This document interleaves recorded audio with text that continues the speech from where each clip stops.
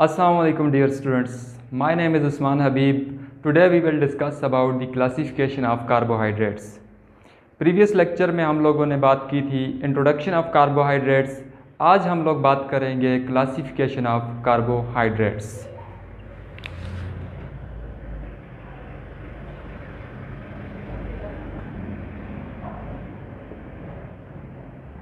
Of carbohydrates.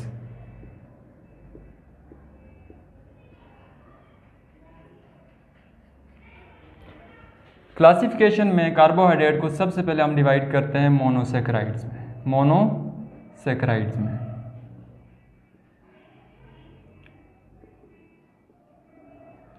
Monosaccharides में divide करने के बाद कार्बोहाइड्रेट्स को डिवाइड करते हैं ओलिगोसैकेराइड्स में. ओलिगोसैकेराइड्स. मेनली आज हम लोग कॉन्सेंट्रेट करेंगे मोनोसैकेराइड्स के ऊपर. इसकी तीसरी कैटेगरी होती है polysaccharide.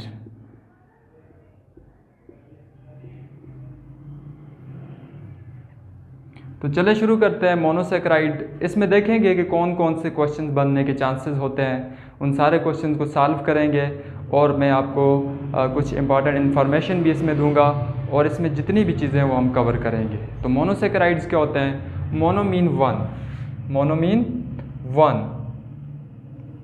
Saccharide mean sugar unit. जिस कार्बोहाइड्रेट के अंदर सिंगल शुगर यूनिट हो उसे मोनोसैकेराइड कहते हैं.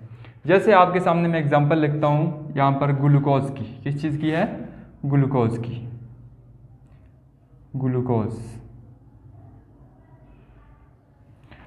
ग्लूकोज का फार्मूला होता है C6H12O6. ओके. अब ये ग्लूकोज का एक यूनिट है इसलिए इसको हम मोनोसैकेराइड कहेंगे. इसी तरह इसकी एक और एग्जांपल है गैलेक्टोज. इसी तरह इसकी एग्जांपल है फ्रक्टोज. कौन सी एग्जांपल है? फ्रक्टोज. इसका फार्मूला भी C6H12O6 होता है और इसका फार्मूला भी C6H12O6 होता है. अगर ग्लूकोज के ऊपर कॉन्सेंट्रेट करो तो ये ग्लूकोज का एक सिंगल मॉलिक्यूल है. इसके साथ कोई और मॉलिक्यूल अटैच हो जाएगा तो ये मोनोसैकेराइड नहीं कहलाएगा. लेकिन ये सिंगल मॉलिक्यूल है. सिंगल मॉलिक्यूल जहाँ पर भी आएगा कार्बोहाइड्रेट का वो मोनोसैकेराइड कहलाएगा. अब मोनोसैकेराइड को डिवाइड किया जाता है कार्बन की नंबर की बेस पे डिफरेंट कैटेगरीज में. कार्बन की तादाद हो सकती है. अब ये जो मोनोसैकेराइड है मैंने 6 कार्बन वाला यूनिट लिखा है. यहाँ पर भी 6 कार्बन वाला यूनिट है और यहाँ पर भी 6 कार्बन वाला यूनिट है. ये तो मैंने 6 कार्बन वाला मोनोसैकेराइड लिखा है. कार्बन की तादाद 3 से लेकर 7 तक हो सकती है. यानी कि अगर आप मोनोसैकेराइड को डिवाइड करते हो कितनी कैटेगरीज बनती है? तो पहली कैटेगरी इसको बनती है कि आप कार्बन 3 वाला भी मोनोसैकेराइड लिख सकते हो, कार्बन 4 वाला मोनोसैकेराइड भी लिख सकते हो, कार्बन 5 वाला मोनोसैकेराइड भी लिख सकते हो और कार्बन 6 वाला मोनोसैकेराइड भी लिख सकते हो और 7 वाला मोनोसैकेराइड भी लिख सकते हो. देखो अगर कार्बन की तादाद 3 होगी तो ऐसे मोनोसैकेराइड को हम ट्राईओज बोलेंगे. अगर कार्बन की तादाद 4 होगी तो ऐसे मोनोसैकेराइड को हम टेट्रोज बोलेंगे. क्या बोलेंगे? टेट्रोज बोलेंगे.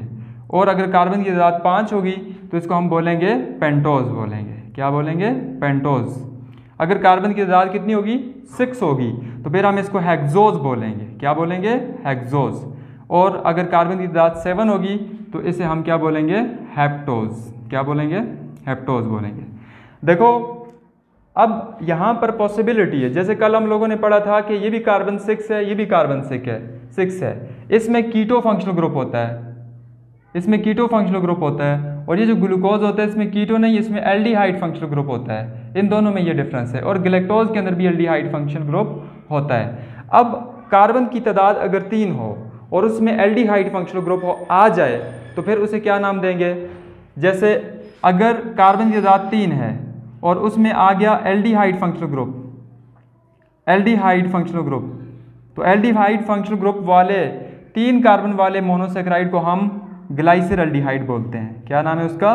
ग्लाइसरल्डिहाइड।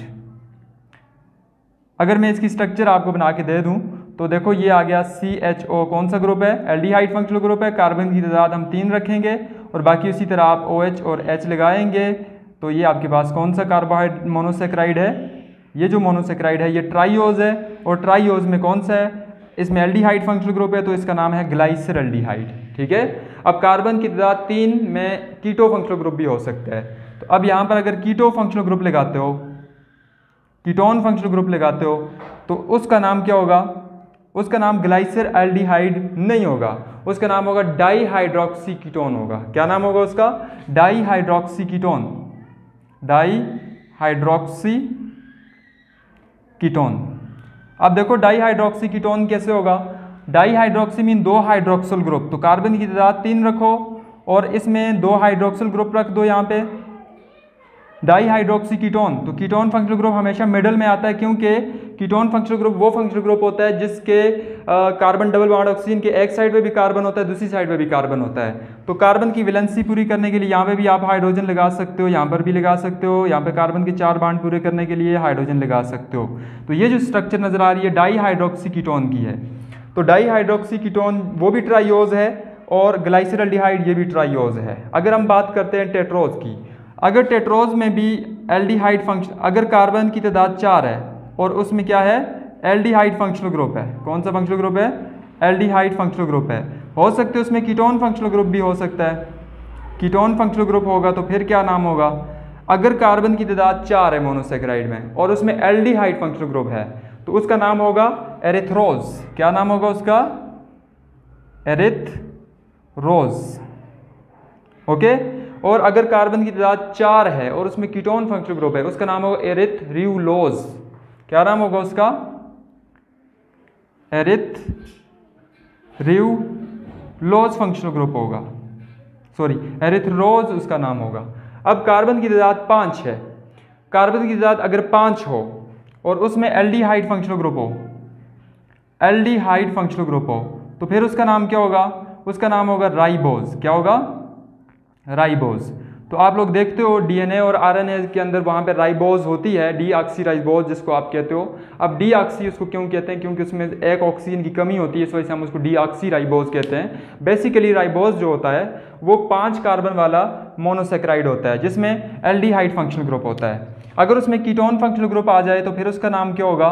अगर कीटोन फंक्शनल ग्रुप उसमें आ जाए तो उसका नाम राइब्यूलोज होगा। क्या होगा? राइब्यूलोज उसका फंक्शनल नाम होगा। 6 कार्बन वाले तो कॉमनली आप नॉर्मली बुक्स में पढ़ते हो, 6 कार्बन वाला जो एल्डिहाइड वाला मोनोसेक्राइड है, यानी अगर कार्बन की तादाद 6 है और उसमें एल्डिहाइड फंक्शनल ग्रुप है, कौन सा है? एल्डिहाइड फंक्शनल ग्रुप है, तो फिर उसका नाम क्या होगा? ग्लूकोज। क्या होगा? ग्लूकोज। अगर उसमें कीटोन फंक्शनल ग्रुप आ गया, कौन सा फंक्शनल ग्रुप आ गया? कीटोन। तो कल आप लोगों को मैंने बताया भी था कि कीटोन अगर फंक्शनल ग्रुप आ गया तो उसका नाम क्या होगा? फ्रक्टोज नाम होगा उसका। क्या नाम होगा? फ्रक्टोज उसका नाम होगा। ओके। अब बात करते हैं कार्बन 7 हो और उसमें एल्डिहाइड फंक्शनल ग्रुप हो तो ऐसे मोनोसेक्राइड को हम क्या बोलेंगे? उसमें एल्डिहाइड फंक्शनल ग्रुप हो तो उसका नाम क्या होगा? तो उसका नाम होगा ग्लूकोहेप्टोज नाम होगा। क्या नाम होगा उसका? ग्लूकोहेप्टोज। अगर आपके सामने कार्बन की तादाद 7 है, ओके, कार्बन की तादाद अगर 7 है और उसमें कीटोन फंक्शनल ग्रुप है तो फिर आप उसको क्या नाम दोगे? फिर आप उसको नाम दोगे pseudo heptulose. Okay, pseudo heptulose. तो इसमें से भी क्वेश्चन बनने के चांसेस होते हैं कि आपके पास जो राइबोज होती है वो 5 कार्बन वाली क्या होती है? शुगर होती है। जैसे आपके सामने क्वेश्चन है कि which one of the following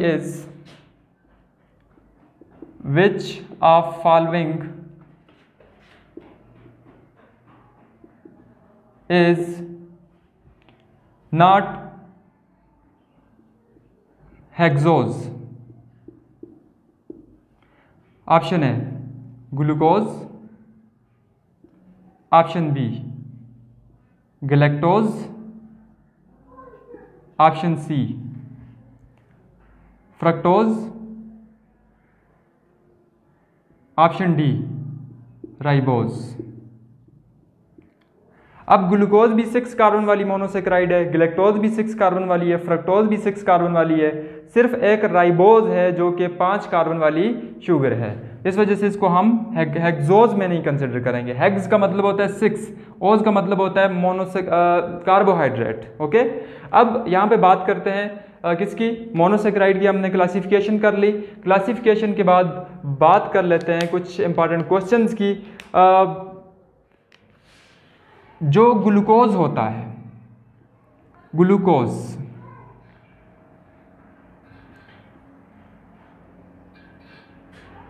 जो ग्लूकोज होता है या जितने भी मोनोसेक्राइड्स या ओलिगोसेक्राइड्स होते हैं, जब हम उनको एज अ फूड यूज़ करते हैं डाइट में, तो उनकी जो डाइजेशन होती है वो माउथ से स्टार्ट हो जाती है। ठीक है, इनकी डाइजेशन कहाँ से स्टार्ट होती है, very important point.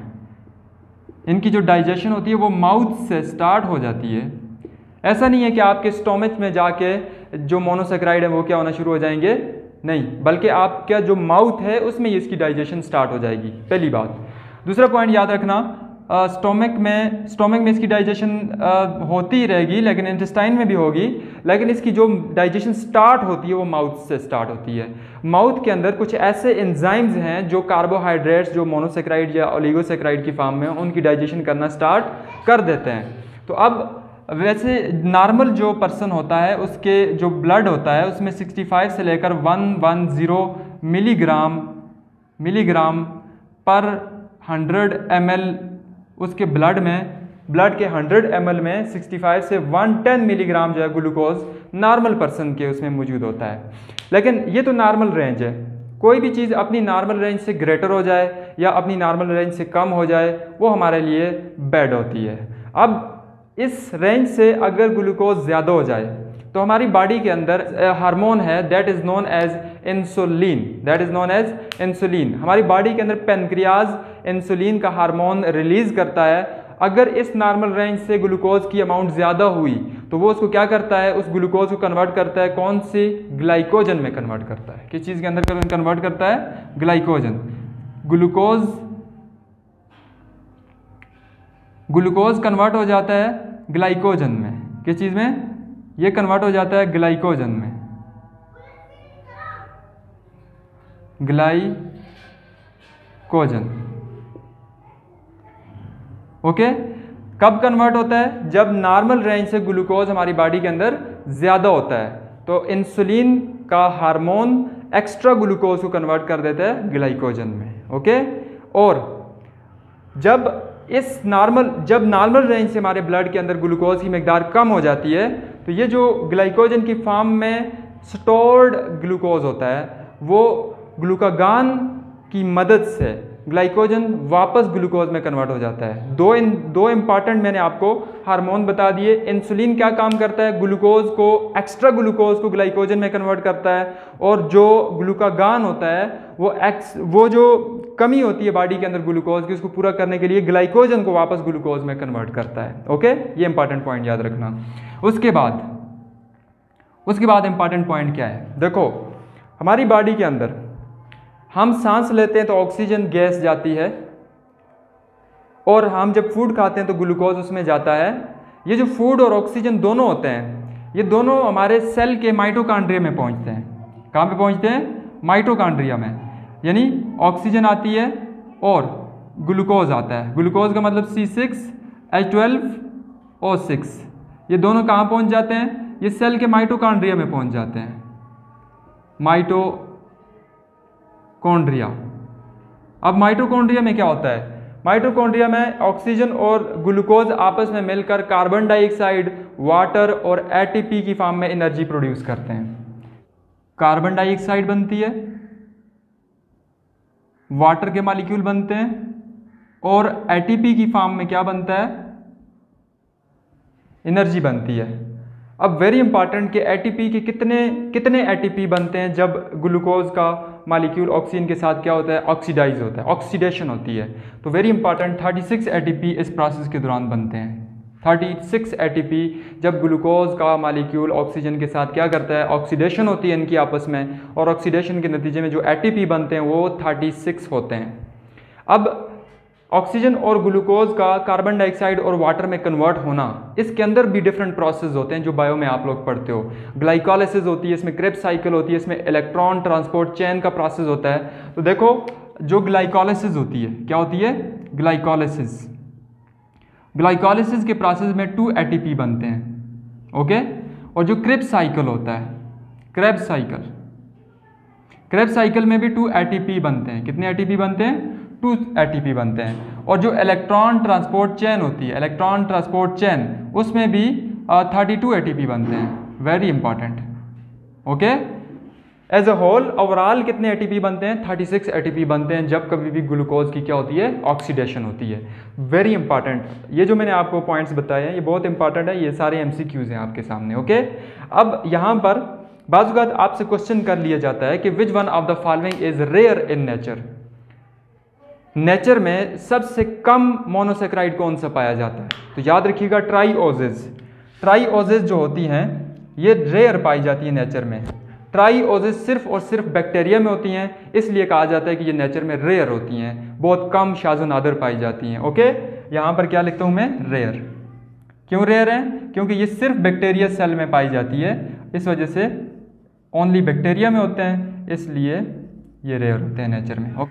Dear students, अब बहुत इंपॉर्टेंट बात करने वाले हैं कि बाज़ औक़ात आप लोग मोनोसेक्राइड में जो कंपाउंड होते हैं उसके नाम के साथ या तो आप R लिखा हुआ देखते हो या S लिखा हुआ देखते हो, जहाँ पर D भी लिखा होता है, जहाँ पर L भी लिखा होता है। तो इस बात को थोड़ा सा हम क्लियर कर लेते हैं। इसको मैं क्वेश्चन की फॉर्म में क्लियर करना चाहता हूँ।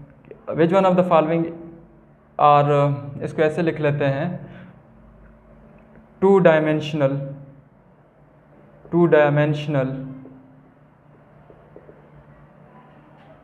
representation of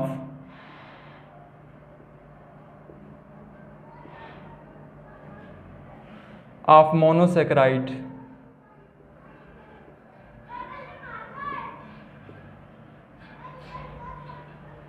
is called, option A Haworth projection, option B Fisher projection,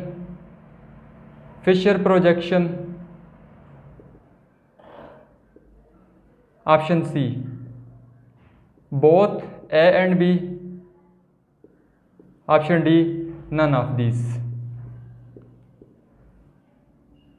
जब भी किसी मोनोसेक्राइड को 2 डायमेंशन में रिप्रेजेंट करेंगे, इसे हम क्या बोलेंगे? फिशर प्रोजेक्शन बोलेंगे। कैसे फिशर प्रोजेक्शन बोलेंगे? अगर आपके सामने मैं लिख देता हूँ CHO, यहाँ पे मैं लिख देता हूँ कार्बन, ओके, यहाँ पे मैं लिख देता हूँ कार्बन, और यहाँ पे मैं लिख देता हूँ एक और कार्बन है जिसके साथ क्या मौजूद है? CH2OH, okay. अब यहाँ पे मैं लिख देता हूँ ये पेनाल्टीमेट कार्बन है, okay, this is second last carbon. Penultimate carbon वो कार्बन होता है जो आखिरी कार्बन से पहला कार्बन होता है। सेकंड लास्ट कार्बन जो होता है वो पेनाल्टीमेट कार्बन होता है। पेनाल्टीमेट कार्बन पर अगर लिखा हो OH राइट साइड पे और H लिखा हो कौन सी साइड पे? H लिखा हो लेफ्ट साइड पे, तो उस वक्त हम इसको क्या बोलेंगे? R ग्लाइसर aldehyde. क्या बोलेंगे? R ग्लाइसर एल्डिहाइड, क्या बोलेंगे? Okay.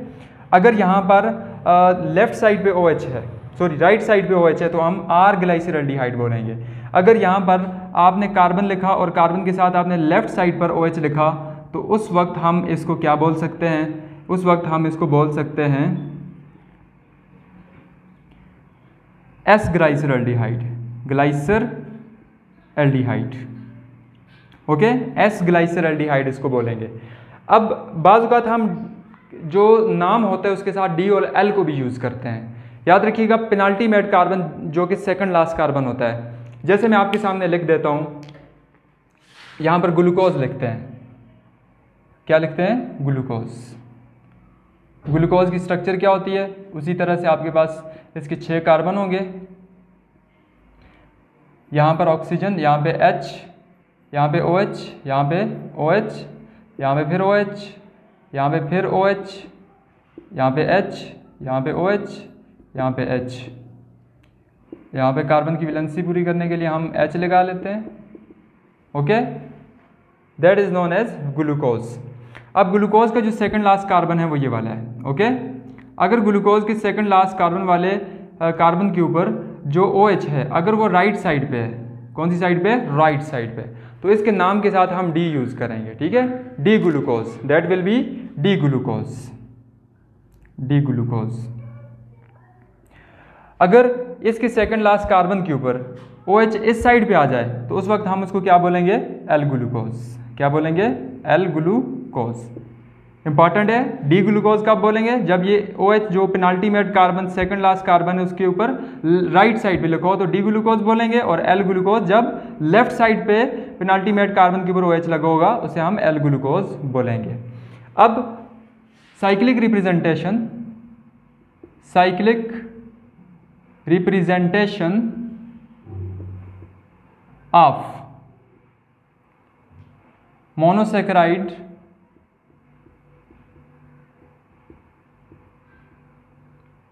Cyclic representation of monosaccharide is called as, option है हावर्थ प्रोजेक्शन, हावर्थ प्रोजेक्शन,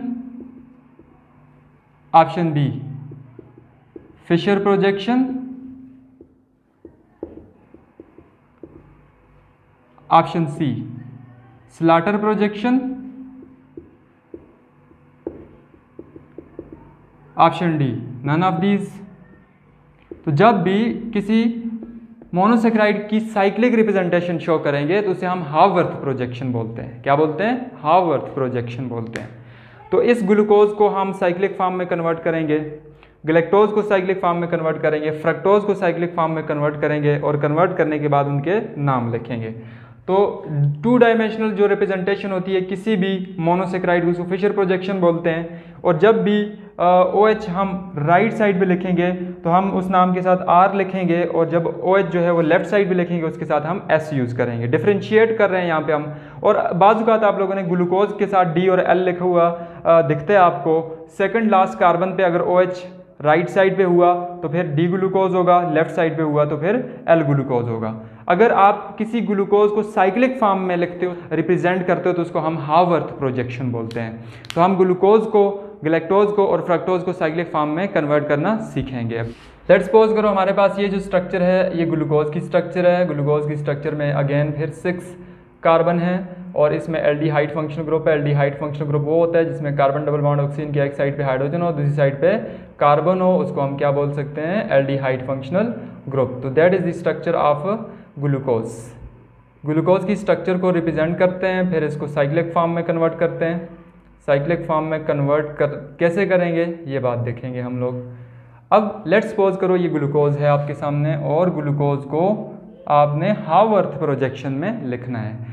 अब इसको साइक्लिक फॉर्म में कन्वर्ट करने के लिए क्या करना पड़ेगा? देखो ये कार्बन नंबर 1 है, और ये कार्बन नंबर 2 है, ये कार्बन नंबर 3 है, ये कार्बन नंबर 4 है, और ये कार्बन नंबर 5, और ये कार्बन नंबर क्या है? 6 है। Okay, carbon number 1 2 3 4 5 6। जब भी किसी ग्लूकोज को आप सोल्यूशन में ऐड करते हो तो ग्लूकोज वहाँ पर साइक्लिक रिप्रेजेंटेशन शो करता है। कौन सी? साइक्लिक रिप्रेजेंटेशन शो करता है। तो हमारे पास ग्लूकोज का कार्बन नंबर 1 है, कार्बन नंबर 2 है, carbon number 3, carbon number 4, carbon number 5 और कार्बन नंबर 6 है। कार्बन नंबर 1 के ऊपर डबल बॉन्ड अटैच है, डबल बॉन्ड विद ऑक्सीजन है, यहाँ पे हाइड्रोजन है। ओके, फिर कार्बन नंबर 2। अब देखो जो चीज़ राइट साइड पे लिखी हुई है आपने उसको नीचे लिखना है। क्या करना है? जो चीज़ अब OH यहाँ पे राइट साइड पे लिखा हुआ है तो आपने OH यहाँ पे लिखना है, H यहाँ पे लेफ्ट साइड पे लिखा हुआ है तो आपने रिंग के अंदर लिखना है उसको। ओके, ये बात समझ आ गई? राइट साइड वाली चीज़ों को अब ये देखो यहाँ पे हाइड्रोजन किधर है? राइट साइड पे, तो नीचे लिखो, और OH कौन सी साइड पे? लेफ्ट साइड पे, तो इसको रिंग के अंदर लिख लो। इस तरह से इसकी स्ट्रक्चर बनानी सीख लो। अब यहाँ पर देखो, यहाँ पर आएगा क्या? OH, और यहाँ पे क्या आएगा? H। फिर यहाँ पर इस कार्बन का OH ऐसे करके लिख लेते हैं, साथ में इसका क्या है? H यहाँ पे लिख लेते हैं। अब यहाँ पे भी CH2OH लिख लेते हैं। तो कार्बन के ग्लूकोज के 6 कार्बन मुकम्मल हो चुके हैं। अब देखो जब आप सोल्यूशन में इसको डिजॉल्व करते हो तो वहाँ पे पोलैरिटी क्रिएट होती है। क्या क्रिएट होती है? पोलैरिटी। पोलैरिटी जब क्रिएट होती है तो ऑक्सीजन की इलेक्ट्रोनेगेटिविटी ज़्यादा होती है, यहाँ से बॉन्ड ब्रेक होगा, यहाँ पे पार्शियल नेगेटिव चार्ज, यहाँ पे पार्शियल पॉजिटिव चार्ज। यहाँ पर भी क्या होगा, ऑक्सीजन के ऊपर पार्शियल नेगेटिव चार्ज, यहाँ पे पार्शियल पॉजिटिव चार्ज। तो क्या होगा, इसका हाइड्रोजन पॉजिटिव इसके ऑक्सीजन नेगेटिव के साथ जाकर अटैच होगा, ओके, और इसका कार्बन जाके इसके ऑक्सीजन के साथ अटैच हो जाएगा, तो इसकी साइक्लिक रिप्रेजेंटेशन आ जाएगी। कैसे, देखो मैं इसको सिंपली इसको ऐसे लिख लेता हूँ, हाइड्रोजन आके ऑक्सीजन के साथ अटैच हो जाएगा। अब ये बॉन्ड सिंगल हो जाएगा क्योंकि एक बॉन्ड तो इसका टूट गया। बाकी चीज़ें मैं ड्रा नहीं कर रहा, आप लोग ड्रा कर सकते हो, ओके। CH2OH, यहाँ पे आप हाइड्रोजन OH ड्रा कर सकते हैं। यहाँ पे ऑक्सीजन के साथ जो हाइड्रोजन था वो इसके ऊपर आ गया और ये वाला कार्बन इसके ऑक्सीजन के साथ मिला। तो ये जो 6 मेंबर, कितने मेंबर, 6 मेंबर रिंग है, 6 मेंबर रिंग। जब भी 6 मेंबर रिंग बनेगी, आपके पास ऑर्गेनिक केमिस्ट्री में 2 कंपाउंड्स होते हैं जिनमें एक आपके पास 6 मेंबर रिंग होता है ऐसे, और यहाँ पे ऑक्सीजन होता है, उसे हम बोलते हैं क्या, पायरानोज। इसका नाम होता है पायरानोज, ओके। एक और कंपाउंड होता है जिसका नाम क्या होता है, जिसका नाम होता है फ्यूरानोज। देखो 1 2 3 4 5 मेंबर रिंग, 1 2 3 4 5 6 मेंबर रिंग। अब ये जो स्ट्रक्चर है, इसकी जो शेप है वो ज़्यादा किस से मिलती जुलती है, पायरानोज से मिलती जुलती है। इस वजह से हम इस स्ट्रक्चर का नाम क्या लिखेंगे, इसका नाम लिखेंगे डी बीटा ग्लूको पायरानोज। ये बात समझ आ गई होगी आपको। देखो डी क्यों कहा, डी इस वजह से कहा कि इसका जो पेनाल्टीमेट कार्बन था उसके ऊपर जो OH है वो कहाँ पे है, राइट साइड पे और लेफ्ट साइड पे, राइट साइड पे। इस वजह से हम इसके नाम में डी लिख रहे हैं। यहाँ पर बीटा भी लिखा, बीटा क्यों लिखा, बीटा इस वजह से लिखा कि यहाँ पे जो OH ग्रुप है वो बिल्कुल CH2OH ग्रुप के बिल्कुल सामने है। इस वजह से हम लोग यहाँ पर बीटा लिखते हैं। अगर इस OH की पोजीशन इधर नीचे होती और H ऊपर होता तो फिर ये अल्फा होता। अब यहाँ पर OH बिल्कुल इसके सामने आया हुआ है तो फिर बीटा है। अगर OH को नीचे लिखते, H को ऊपर लिखते तो फिर अल्फा होता, लेकिन क्योंकि OH बिल्कुल इस CH2OH ग्रुप के सामने, इसलिए हम इसको बीटा कह रहे हैं। ये बात समझ आ गई। ग्लूको क्यों कह रहे हैं, क्योंकि ये तो ग्लूकोज की स्ट्रक्चर है। पायरानोज क्यों कह रहे हैं, क्योंकि यहाँ पर जो स्ट्रक्चर है ये पायरानोज से मिलती जुलती है, इस वजह से हम डी बीटा ग्लूको पायरानोज कहेंगे इसको, ओके। ये तो 6 मेंबर रहेंगे ना, 6 मेंबर रिंग के लिए हम पायरानोज का लफ्ज़ यूज़ करेंगे। ये 5 मेंबर रहेंगे, इसलिए इसका नाम होगा फ्यूरानोज। क्या होगा, फ्यूरानोज। अब बात करते हैं फ्रक्टोज की। देखो फ्रक्टोज में भी क्या होता है, फ्रक्टोज में भी कार्बन होता है, उसके साथ CH2OH लिखाते हैं हम लोग 1। यहाँ पे कार्बन डबल बॉन्ड, क्योंकि ये कीटोन वाला मोनोसेक्राइड होता है। यहाँ पे OH आएगा, यहाँ पे H आएगा कार्बन, फिर यहाँ पे H आएगा, यहाँ पे OH आएगा। स्ट्रक्चर लिखनी मैंने आपको पहले लेक्चर में, पहली वीडियो में बता दी है, फिर भी आप लोगों को ये स्ट्रक्चर ड्रा करनी आनी चाहिए। यहाँ पर कार्बन की तादाद 3 और 2 5, और यहाँ पे क्या आ गई 6। अब देखो यहाँ पर इसकी स्ट्रक्चर आप लोगों ने क्या करनी है, ड्रा करनी है। इसकी स्ट्रक्चर को आप लोग कैसे ड्रा करोगे, ये कार्बन नंबर कौन सा है 1, ये कार्बन नंबर 2, ये कार्बन नंबर 3, ये कार्बन नंबर 4, ये कार्बन नंबर 5 और ये कार्बन नंबर कितना आ गया 6। अब इसकी साइक्लिक रिप्रेजेंटेशन करनी है, तो लिखते हैं carbon number 1, carbon number 2, carbon number 3, carbon number 4, carbon number 5, okay, और यहाँ पे कार्बन नंबर 6। ये बात समझ आ गई होगी आपको। 1 2 3 4 5। कार्बन नंबर 1 के ऊपर CH2OH लगा हुआ है, यहाँ पे CH2OH लगा हुआ है, ओके। यहाँ पे डबल बॉन्ड लगा हुआ है इसके ऊपर, यहाँ पे डबल बॉन्ड है। कौन सा बॉन्ड है, यहाँ पे डबल बॉन्ड, ओके, यहाँ पे डबल बॉन्ड है। यहाँ पर हाइड्रोजन इस साइड पे है तो उसको नीचे लिखो और OH को ऊपर लिखो। इधर OH कौन सी साइड पे है, नीचे लिखो इसको, और H ऊपर लिखो, क्योंकि लेफ्ट साइड वालों को हम ऊपर लिख रहे हैं, रिंग में लिख रहे हैं। इसमें यहाँ पे क्या आ रहा है, इस कार्बन के ऊपर OH आ रहा है, OH हम ऐसे लिख रहे हैं यहाँ पे, और इसका H हम लोग यहाँ पे लिख लेते हैं।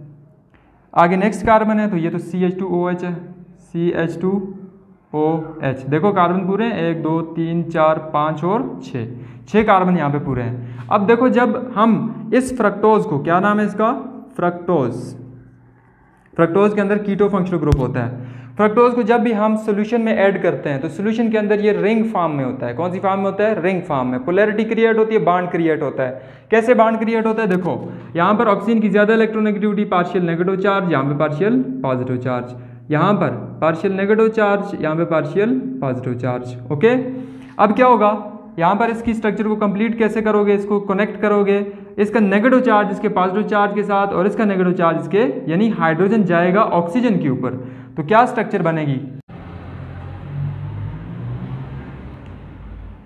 ये हाइड्रोजन इस ऑक्सीजन के ऊपर आ चुका है, CH2OH, यहाँ पे कार्बन है, यहाँ पे OH, यहाँ पे फिर H, यहाँ पे फिर कार्बन OH, यहाँ पे H, यहाँ पे फिर कार्बन, यहाँ पे H, यहाँ पे CH2OH, यहाँ पे आ गया ऑक्सीजन और इस ऑक्सीजन नेगेटिवली चार्ज के साथ ये कार्बन मिलेगा। ओके, फ्यूरानोज के साथ सिमिलर है, ये भी 5 मेंबर रहेंगे, ये भी 5 मेंबर रहेंगे और ये भी 5 मेंबर रहेंगे। अब इसका नाम क्या होगा? देखो इसके सेकंड लास्ट कार्बन, जिसको हम पेनाल्टीमेट कार्बन कह सकते हैं, पेनाल्टीमेट कार्बन के ऊपर OH राइट साइड पे है, इसलिए हम इसका नाम रखेंगे D।